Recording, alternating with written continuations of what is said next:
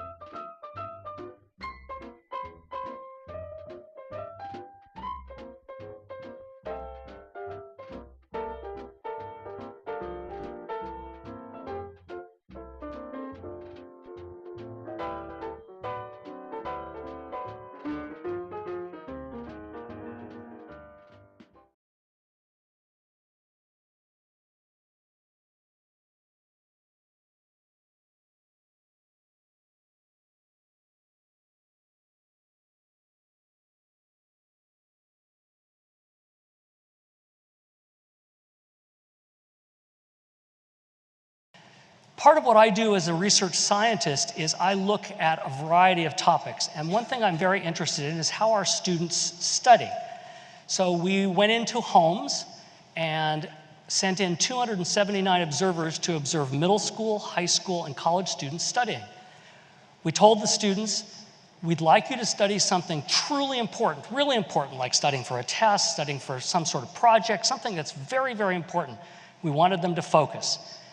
And what we said is, we're going to just observe you. And we sat in the background and we observed them.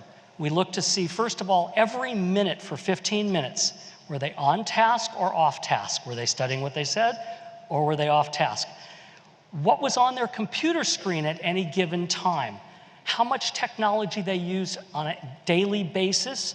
We asked them questions about whether they had strategies for studying. We also asked them some questions about whether they preferred to work on something until it was done and then switch to a second task, or work a little on this, switch, back, forth, not surprisingly, they all do that. And then we also asked them just what's their grade point average. So this graph shows, on the bottom side, you see the 15 minutes of observations. On the left-hand side, what you see is the percentage of time on task. First thing I want you to notice is that 70% was the average they were able to do.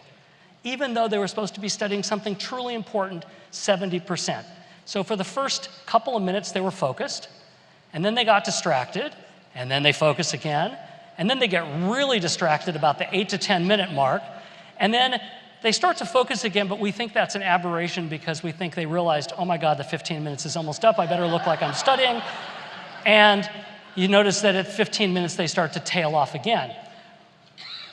Other people have found exactly the same results for medical students, computer programmers, information workers, pretty much everybody. About a 2 to 3 to 5 minute focus before we get distracted. And what distracts us most? Technology. Look what happens with the number of windows that they open up while they're studying. Again, on the bottom are the minutes, on the top are the number of windows. Notice, by the way, where it peaks, which is at that 8 to 10 minute mark where they got the most distracted. They're continually opening up more windows. And in fact, the most off-task students had the most windows open. So remember I said we asked them their grade point average, and we thought, this is crazy. From 15 minutes, can we predict who will be a better student, who will have a better grade point average. And in fact, we could. First of all, those who stayed on task longer, more of the 15 minutes, had a better grade point average. Not surprising, but nice. Those who told us they had strategies for studying had a better grade point average. That's good also. Now comes the bad news. Those who prefer task switching, working on something a little, switching to this, back and forth, worse grades. Those who consume more media during the day, spend more time on their phones, more time on their computer, more time on their devices, worse grades. And there was one more predictor. Remember I said we saw what was on their computer screen? Visiting one website just once in the 15 minutes led to worse grades. Any guess what website?